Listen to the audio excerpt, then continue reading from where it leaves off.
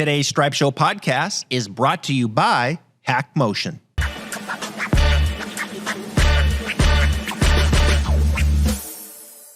And we're back, Stripe Show podcast on a Thursday. I'm your host, Travis Fulton. Thank you for tuning in. It's going to be an instruction Thursday. That's how we do it. Thursdays, we like to dedicate it to instruction. I'm working on a nice little lineup of instructors. Chris Como, one of the top teachers, he'll be coming back on the Stripe Show podcast next week. Got a lot to catch up with him on, and some others. You know, the top teachers in the game. Reached out to Phil Kenyon, one of the top putting coaches, doing some work with Scotty Scheffler. We saw a very different setup look there with Scheffler. And David Ledbetter, he'll be in the house, actually, here in the studio next Monday. And I'm going to video that, record it, and then we're going to release that. We're not quite sure if we're going to release that next week or the following week. He's got his new swing device called the Straightaway, which I think is really good. It's excellent for the first move going back, the hand path, the club head in relationship to the hands. And so have a look out for that. So Chris Como next week, probably a little David Ledbetter mixed in there. And then the following week, a little more David Ledbetter, working on Phil Kenyon and some others. Akshay Bhatia is in the field this week, the young phenom. And I was going to do kind of a cool little piece with him today, but I think we're going to push that back to next week as well. His instructor on Instagram, Own Your Own Golf Game, guy by the name of, I'm drawing a blank right now, Chase Duncan. I'm sorry. Yeah, Chase Duncan is his instructor. Of course, George Gankis worked with him when he was young, and Chase Duncan is his instructor now. So I'd like to do some stuff on Akshay Bhatia. I think he's an up-and-comer, kind of a cool lefty, very powerful swing. I think it represents the modern game, and so looking to dial that in as well. Nonetheless, October is going to be a busy month. Professional golf, obviously, in swing again here. The second tournament of the season, Sanderson Farms. We had our Best Bets show with Keith Stewart last week. We go to Vegas next week. Keith will be on site. Lexi Thompson will be playing in that event. We'll be breaking that down early next week. Big deal, perhaps, as she is the fifth LPGA Tour player to play in a PGA Tour event. She hasn't been playing very good golf. I think she's missed like 4 of her last 5 cuts, something like that. I don't think she was overly impressive at the Solheim Cup, although she did win her final match on Sunday. Anyway, I don't think Lexi's playing great golf, but she'll be in the field at the Shriners in Vegas. Post Ryder Cup, we've had a lot to say this week. The fallout kind of continues. If you're following on Twitter, I saw an X, I should say, a tweet, however they're referring to it these days, that came across Freddie Couples responding to his longtime caddy Joe LaCava, who was on the bag for Patrick Cantlay and had that incident with Rory McIlroy. And basically, Freddie, he didn't see any issue with it. He didn't see really any issue with it. Like, LaCava wasn't necessarily in the wrong. I just, sometimes you look at things and it's so glaringly obvious on what's happening right before your eyes. Like, you watch Joe LaCava and you watch how he handled that situation in Rory's line or in the way of Rory, however you want to look at it. Joe LaCava is a caddy for Patrick Cantlay. Caddies have an important role, but one of them is not getting in the way of one of the fellow competitors who's trying now to prepare for his next shot. Get out of the way. And LaCava, high emotions. Cantlay just made a huge putt. He's got the hat going. And he's stumbling around, and he goes back to Rory. I mean, you watch these videos from wide range, and Joe LaCava is so out of position and so in the wrong. it is glaringly obvious if you follow golf at all, at least in my opinion. And Freddie's like, no, I don't see anything wrong with it. It's just accountability is hard, it really is. Accountability, I think, in today's world is difficult. We go through right now in today's world, and everything is broadcasted, and it's tough, right? High emotion. And yet we're just humans, right? We're working hard, we're doing our thing, and sometimes we make mistakes. Like Joe LaCava made a mistake. And as I understand it, he apologized to Rory. I don't think Joe LaCava is expecting Freddie Couples to come to his defense. Like, I just don't think it's necessary. And it's hard for me to say this. Like, Freddie, really? I love Freddie. He's a Seattle guy. You kidding me? And but yet it's so obvious. And yet I think it's so easy for the person in any situation that's in the wrong, that made a mistake, to just take accountability. Like, I made a mistake. I made a post on the Ryder Cup, and I talked about how I thought the United States would win 15-13. Better team on paper. I drank a little bit of the Kool-Aid. I talked about it last Monday in the recap show, and I was wrong. And of course, I had, a couple dozen people remind me of that. That's fine. Like, that's social media. You got to have thick skin and this and that. Okay, yeah. What do you think of your prediction now, Travis? You better leave this up here, because if you take it down, we're coming. Whatever. I get, as you can imagine, a few DMs here and there. I got it wrong. I made a mistake. Joe LaCava made a mistake. Just own it. Just take some accountability, responsibility, fall on the sword, and you move on. I just think we're in a situation where it's just hard to recognize, like, look, yeah, man, like I was wrong there. I shouldn't have done that. Freddie, I know you're tight with Joe LaCava. Yeah, you probably shouldn't have done that. That's not a good look. Doesn't make you a bad guy. Doesn't mean you don't love Joe LaCava any more than you did before. It's just so hard sometimes to look at that and just why? Like, why do you go down that path? Anyway, Freddie Couples, I still love you. We're still Seattle sports fans, but come on, Joe LaCava shouldn't be stumbling around like he was. JT and Brooks take it to Twitter. They're tired of Alan Shipnick. He's got his new book out, kind of a tell-all through this LIV PGA Tour, how it all went down, and some quotes starting to come out from anonymous sources. It's funny, like all these anonymous sources that are out there talking big. One of them, they're talking about how they can't stand Rory. F this, F that. They're so sick and tired of him doing this, doing that, whatever, but yet they won't put their name on it. That's the other thing that's so frustrating is, yeah, everybody wants to talk big and they have these opinions and this and that, but then it's anonymous. Like, no, don't put my name on it. Yeah. I don't have time for that. But Alan's got his book out there. I'm going to read it. Be interesting through this PGA Tour Live, which we still don't know, right? As I kind of just complete the circle here of professional golf, like, we still don't know what's going to go down. So many unanswered things in the world of professional golf. One thing that we do know, the TGL, which is Tiger and Rory's league, that's going to be indoor down in West Palm, not far from me. They've built this arena, indoor simulation. It's going to be awesome. I love where indoor golf is going. Look at my studio, my About Golf simulator. I have a big announcement coming.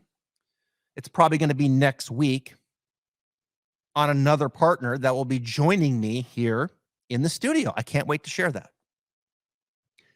But the world of indoor golf is taking off, and I love it. And I think there's an opportunity for my listeners out there on some of the things that we're going to be talking about today, because it's instruction. We're going to be getting to my Operation Baby Draw program, which is my most popular program. I'm going to be sharing some things with you on that program.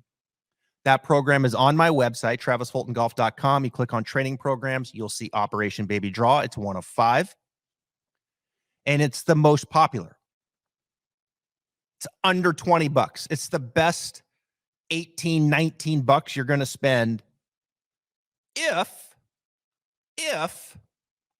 you struggle with a number of things, which we're going to get to in a second, but I want to first read you my my first Honor Your Hero. Hashtag Honor Your Hero is something that I do every fall. And I do it in conjunction with my partnership with VyStar Credit Union, who I'll be with this weekend out at Fierick and Friends, which is the tournament on the Champions Tour this week. Timuquana, just right there in Jacksonville. I'll be out there on Saturday, and we'll be doing some interviews with some of the players. So stay tuned with that. I've got a wish list that's out there. Hopefully, we'll be getting maybe I'd love to see a Steve Stricker, who won the event last year and was, in Rome. Got some questions. Corey Pavin, he played on the Ryder Cup. I'd love to kind of get his thoughts on where everything's going. The other thing on the Ryder Cup, I made a post last night and I asked the question, do you think these players should get paid? And I would say right now it's there's probably 150 to 200 responses. And I would say right now it's trending about 70% say no, they shouldn't get paid. So that'll be interesting to see where that pans. I got a lot of questions for Pavin. I don't know Corey that well. We've met before when I was working with Fred Funk a little bit, and I'd love to sit down and talk to him all things golf, get his thoughts on some things. VyStar Credit Union, big supporter here in this area in the Southeast region. And they do this every single year. It's called hashtag Honor Your Hero. Now, you can go to my website. You can go to my partners page, click on VyStar, and it'll take you right to it. You can also go to my Instagram page, and you can click on my my link there, the tree, and you will see VyStar Credit Union, hashtag Honor Your Hero. And there's been some people just from my introduction last week that have registered, which I love, their military hero. Now, they could be active, they could be a veteran, they can be anybody. But what do they mean to you? I want you to nominate them. This is important because VyStar is giving away a ton of really, really special prizes. And one of them is an experience with me. One of them is a PXG club fitting. And there's many, many more. All right. So do this. I want to read one here before we get to Operation Baby Draw. And this one, this gentleman right here, this is Jason Southern. And someone nominated Jason. And Jason is interested in the Travis Fulton golf experience. So Jason was in the Army National Guard for 27 years. Wow. He retired in December 2019 after completing 2 tours of active duty service in Iraq and Kuwait that totaled 2.5 years. He's the father of 4 and always puts his family and friends before himself. That's kind of a trait that you get a lot. And I'll tell you, I read through some of these and there's some tear jerkers in here now. All right. And that's one of the traits you get with our military. They put people before themselves. It's amazing. Jason should be honored for his selfless service, dedication, and sacrifice in defending our country. Although he missed several years of our children's lives, who displayed his commitment to serve in the military was very important to him. He knew that his contribution was vital to the security and freedom that all Americans enjoy today. For these reasons, I want to honor Jason for being my husband, father of my children, and patriot to all. Well said from Jason's wife. Thank you so much for nominating him. Please go visit it. Hashtag Honor Your Hero. VyStar Credit Union doing all kinds of great stuff. I will be at the VyStar Credit Union Patriot Outpost at Fierick and Friends on Saturday. We'll be doing the podcast. If you're out there, please swing by to say hello. Thank you, Jason Southern. All right. Operation Baby Draw. One of my trading programs that is on my site. Now, I'm wearing my Hack Motion here today as well. Thank you for the feedback on this. Also, I've been getting some notes on this. A lot of my students who take online lessons from me, I know some of them listen to the pod. Hopefully all of them do. And they've been seeing how I've been using this. And I actually just did an online lesson that I'm going to post on my Instagram that talks about preparing the club face earlier and how the wrist angles can do that. And he actually purchased one, and it's already helped him with shaft lean, which is fantastic. And now that he has it, I can kind of move it along a little bit further. But Operation Baby Draw, my training program, the reason that I put it together is because it applies, I think, to, let's see, if I had to take the majority of golfers in the world, I would say that it applies to about 70% of you, maybe 80. Because in that 70 to 80%, here is what I see. You don't see all of these things, but you see usually one, maybe two of these things. Number one, an open club face. An open club face that not only happens at impact, but happens before that. That's the key. The club face gets open at some point, sometimes at address, a lot of times going back at the top, and then, of course, coming down, right? There, it's opening at some point, and then at the bottom, the net result is open. So an open club face. We know that. Open club faces, we see slices. We see high spinners. We lose distance.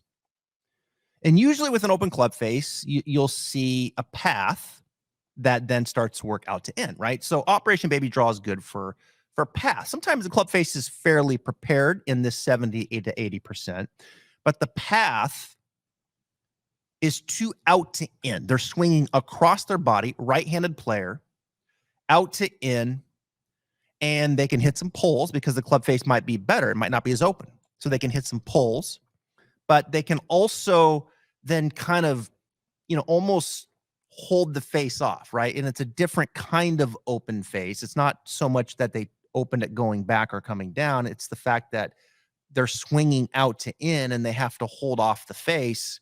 And so it slices. And so they kind of open it more at the bottom as a function of this out to in path, and or as a function, which is the third one, is a steep downswing. Now, more times than not, 70 to 80% of who I'm talking to, when you're steep and that shaft is steep, you're also kind of, coming over the top. You can be steep and from the inside, though. Okay. That's a conversation that I have a lot with people that come into the studio for a lesson or online. There is steep and from the inside. That is code snap hook more times than not. But this 70 to 80% in today's Operation Baby Draw, you're kind of steep and swinging out to in. It also applies to those that hit it off the toe a lot. If you're steep and or out to in, you can start clanking it off the toe. The only thing worse than hitting it off the toe is off the hosel, which sometimes you'll see a little bit of that too with this pattern. But more times than not, you'll see a toed shot. You also see this chicken wing. Now that I got your attention, those of you driving this weekend or thinking about your golf swing, like, yeah, I got a chicken wing. The old chicken wing. You swing through, right-handed player, left elbow pulls away. Right? Left elbow doesn't fold, where you can feel like you can kind of let it release. That's another thing I hear. I don't release it. And a lot of those things are the chicken wing and the no release through the zone, like it or into your finish, is a byproduct of what's happening before that. And so all of these things you start adding up, and I've heard through 23, 24 years of teaching, and I fix it on a one-on-one basis all the time. And so Operation Baby Draw was born. Number one training program I have on my website. It's 10 videos in order, starting with the setup, and then it works into the backswing, then it works into the downswing, and it works through the impact zone, works into the finish, step by step by step. And as you go through this, the draw starts to appear. And as the draw starts to appear, then we start getting it into more of a push draw. Starts right and draws for a right-handed player. For a lefty, starts left and draws to the right. And then we start taking that discussion and how it needs to translate to a driver and what that means when the ball's teed up. And the subtleties, and there are some now. Okay, I shouldn't even say subtleties. There's some things to discuss when you get to the driver that have to happen if you're going to draw it. Like maybe you are at to that point, or you will be at that point with a 7-iron. And so I want to share a few of those things. As you're listening to this podcast today, I want to share some of the key things that come from this program. Number one, I would say, is ball position. Generally speaking, if you want to draw it, don't get the ball too far forward in your stance. Okay. I go through a 4 general ball position, starting with wedges and 9 in the middle, and then incrementally moving forward. This template in Operation Baby Draw is generated for a draw. If you want to fade it, then you would move the ball a little more forward. The second thing is I think it's important to have a little bit of side bend, right? I think getting your head a little behind the ball at address so you can return it behind the ball at impact is something that everybody needs to learn how to do. It's funny. I sometimes will get videos and there's some good things happening, but they're offsides. Their head starts in front of the ball and stays in front of the ball. And so I get them tilted behind it. They make it to a better turn behind it. They stay behind it. And all of a sudden things start moving in the right direction. And so you've got to have your head behind it. And then the third, and I think the most discussed is the grip, right? Like generally speaking, you can make your grip stronger and that'll get the club face more closed. That's a true statement, right? I can move both my hands to the right. That'll get the grip stronger. And so when I hinge it, the face would definitely be more shut. If I weaken my grip to the left, then that would have the reverse effect and open the face.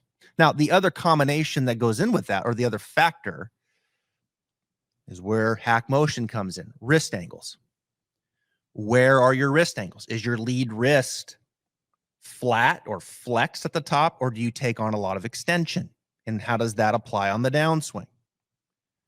And so what I can tell you is that in Operation Baby Draw, if you're someone who has a lot of these things going on that I talked about, an open face, a path that's out to in, steep, toed shots, chicken wing, I don't release it. I hit a lot of slices, pull slice, high spinners, I'm losing distance. You get yourself into those categories. Then what I always look at first is the grip wrist combination to make sure the club face is prepared first. Okay. I'm going to fix the face first.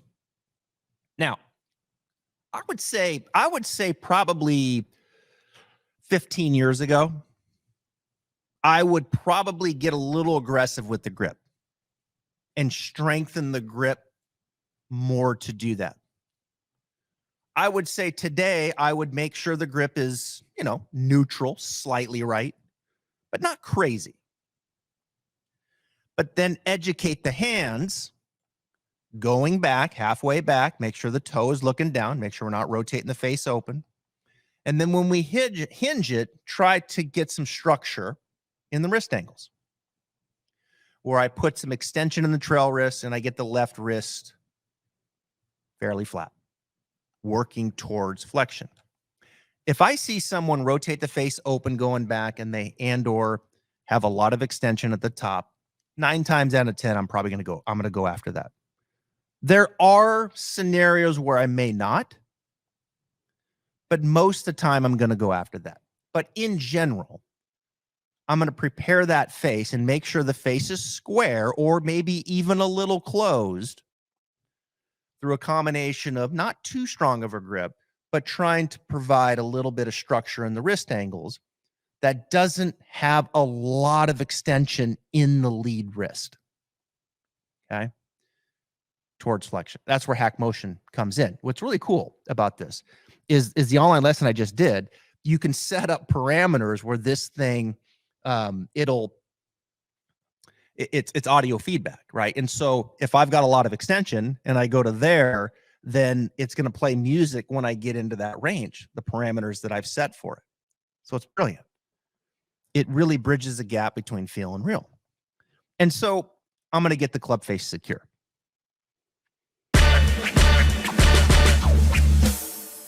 Attention golfers, if you're looking to upgrade your game with a set of high-quality clubs that are blazing fast, beyond forgiving, and beautifully made, check out the all-new PXG Gen 6 golf clubs. Not only are they easy to hit, they deliver outstanding distance and incredible accuracy, lowering your scores and bringing you more fun on the golf course. What more could you want? Schedule your Gen 6 fitting today at pxg.com or by calling 844-PLAY-PXG. Open club face. I think the key to that is that you've got to get the face more closed sooner, not just at impact, but sooner, preferably going back, which then usually it's going to be coming down. Okay.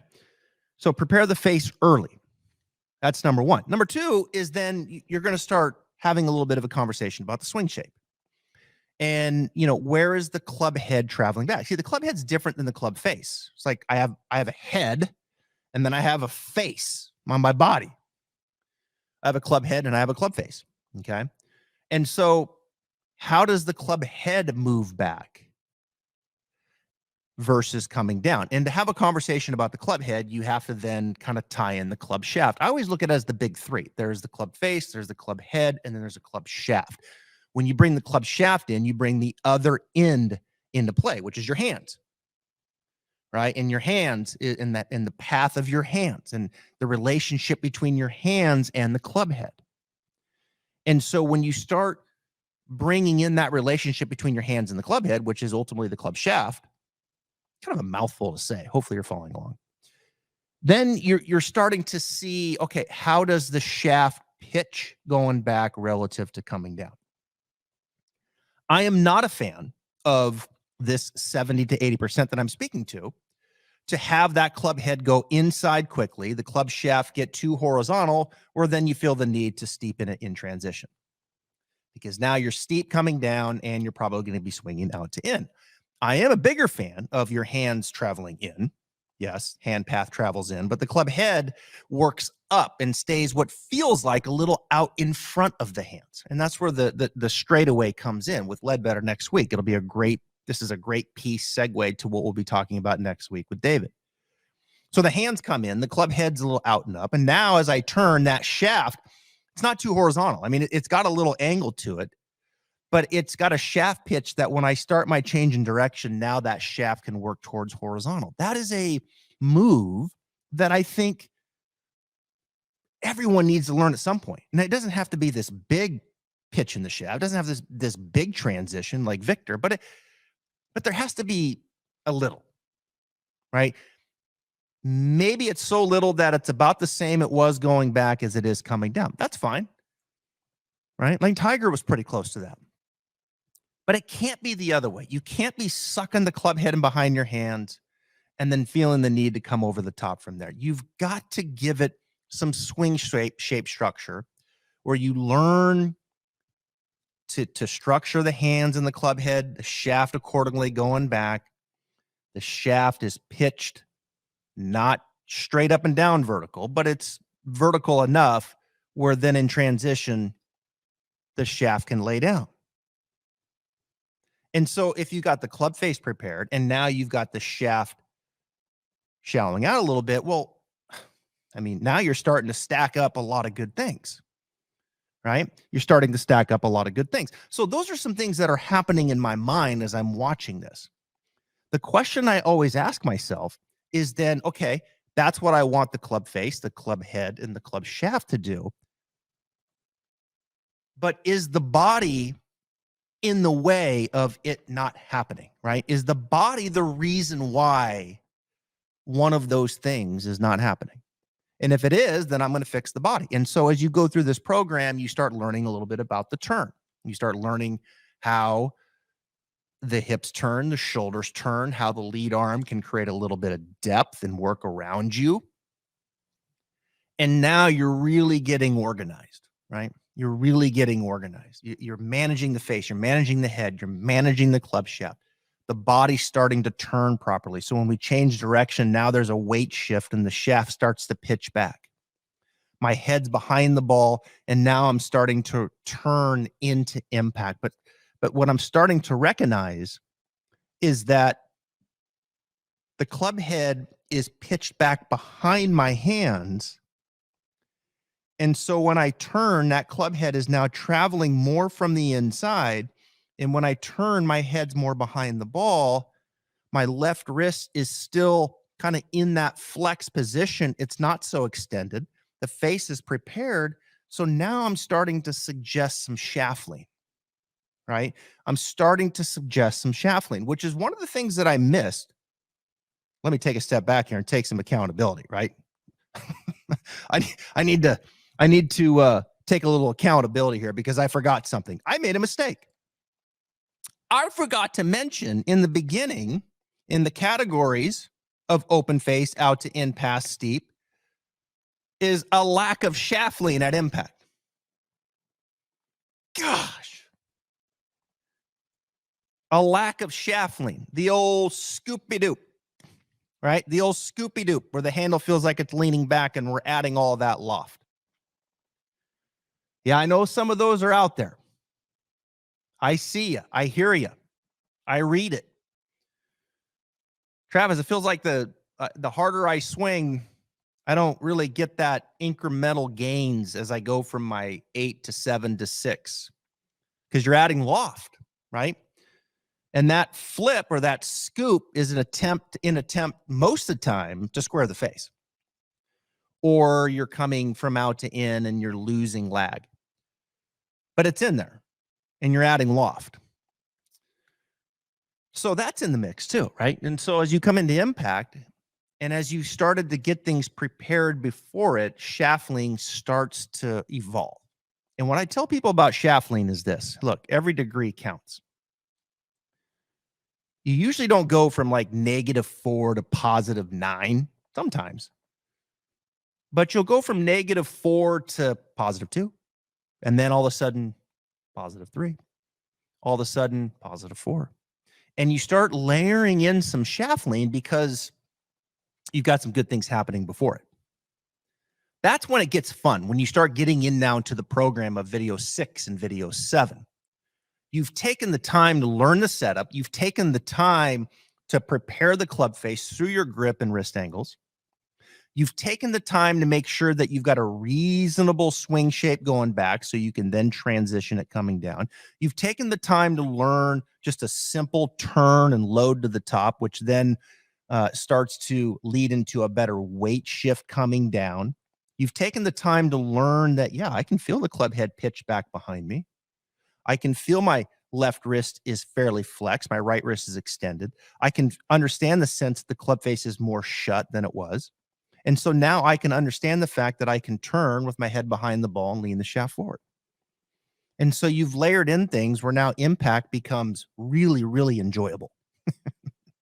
Shaft starts to lean forward. You're starting to de-loft the face. The path is working more from the inside. Distance through the roof, just like that. Accuracy through the roof, just like that. Shaft lean is a wonderful, wonderful thing. We all need it. Some of us can take on more of it because we have more speed, but there's got to be some in there. And Operation Baby Draw helps you start to take the steps to get to that incrementally. So now you're at impact. And then as we continue through, now I can rotate. And as I rotate, I really start to get the sense my spine can extend. That's a big one for people, the extension of the spine through impact. And now you've got all of this room for your arms to extend and the club to release. And I do some really cool drills in there, high to low drills that kind of help you get the sense of how to use the ground and extend and have room to get release in this path that's more in to out, and how to start the ball more to the right and draw and all of these things. And it's just beautiful, beautiful. And so you learn how to do that with a wedge and a 7 and a 5. And then you get to the driver. And I want to finish with this. Thank you for being here. This is fun. Operation Baby Draw. I hope you give it a go. Look, I've got a very busy schedule coming up. I'm going to be teaching a lot this fall and winter. And I would like to challenge you out there for those that are looking to maybe make a little change or some development this fall and winter. You can get a lot done.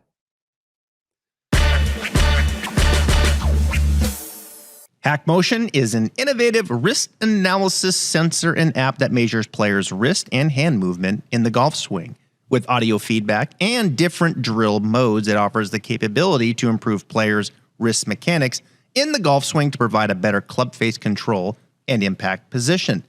HackMotion can be used for both full swing and putting to cover all golf shots.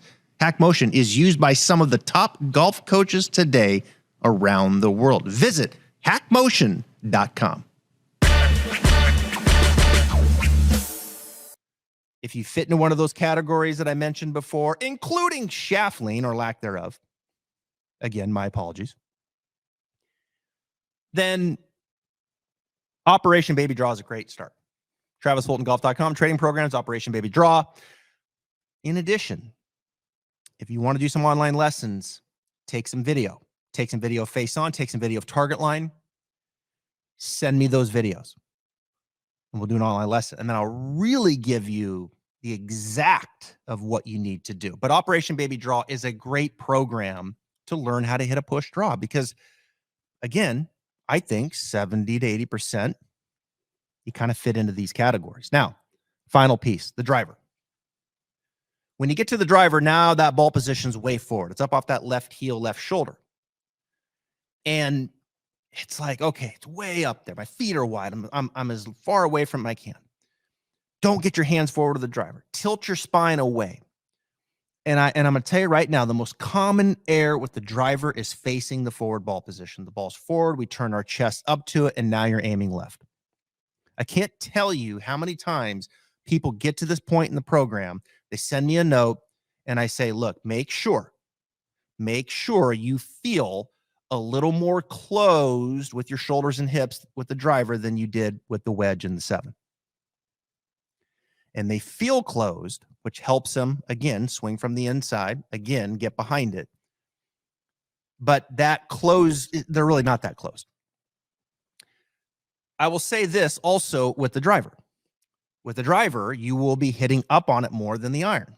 We are hitting down on it with an iron. Let's say with a 7 iron, we're hitting about 4 degrees down. Let's say you go to the driver and now you're hitting 2 degrees up. That's a big difference in attack angle. The one thing that you have to understand about attack angle is that when you hit up on the ball, the downside of hitting up is if you're going to try to draw it, it does make it more difficult because the more you swing up, the more it moves the path to the left for a right-handed player. And it's about a 1-to-1 ratio with the driver.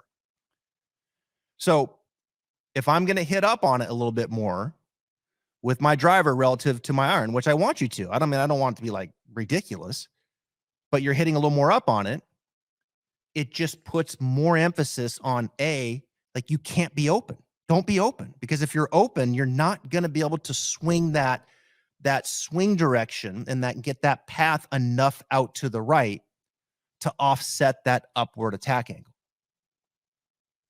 What's interesting is with an iron, when you hit down, it is moving the path to the right, but oftentimes it just gets completely overwhelmed by you coming over the top and by you swinging across your body to the left.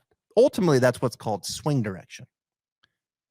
And so the ultimate path number does come from this equation of factoring in the swing direction along with the attack angle. I don't want to get too far into the weeds here, but what I want you to understand is this. When you go through Operation Baby Draw and you learn these things and you learn how to draw with a wedge and the 7, you go to the driver and you're finishing up the program, you're like, okay, here's my set. I got to make sure I'm behind it. I got to make sure I feel a little more closed. And I definitely got to make sure that I'm feeling like I'm swinging that baby from the inside and it's exiting out in front of me. And that's how I get the push draw. Now that for a tour player is something they probably won't go to because They don't want to be hitting up and out to the right. That's how they start getting into too much of push hook. And so oftentimes with the driver, you will see them go to the fade, right? You will see them try to cover it a little bit more and swing left. They're hitting up on it and, these things, and they'll hit the power fade off the tee, and then they'll go ahead and draw it more with the irons because they can use the attack angle to their advantage. Again, I don't want to get too much in the woods, but this is what you kind of see primarily with the majority of tour players. Fade it a little bit with the driver, go ahead and hit more draws with the iron. Not all, some draw it with the driver too, like Rory. But you're not going to see Rory facing the forward ball position and aiming left. You're going to see him get set up behind it, chest looking to the right, boom. Same swing. Hopefully that makes sense. Operation Baby Draw, #1 program. Give it a go. Fall, winter is here. I'm here to help you. Let me know. Send me some videos. Online training programs are on my website, plus some options to do some online lessons. Thank you for being here. It's been a great week. Thank you to VyStar Credit Union. I'll see you out there. Ferric and friends, thank you to our military, both active and retired. We love you. And we'll be back next week. Big instruction week coming up. Chris Como, David Ledbetter. We'll see you then.